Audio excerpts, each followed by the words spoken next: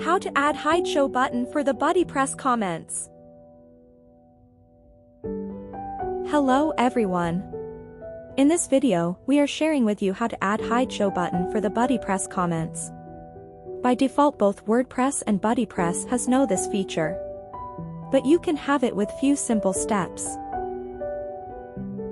First, you need to install the Youzify plugin Lite version and activate it. This plugin is free. You can find the plugins by the searching bar, then install and activate it. And then, please go to your FTP or file manager. And go to folder WP content, then folder plugins. Create a new PHP file and name it bp.custom.php. If you already have it, no need to create a new one. Just open it. Please copy a snippet from our documentation page. You can see and click the URL on the description of this video. Paste the copied snippet to the file. And then save it. Let's see the result. You will see a button on each post to hide or show comments. Thank you for watching. And see you in the next video.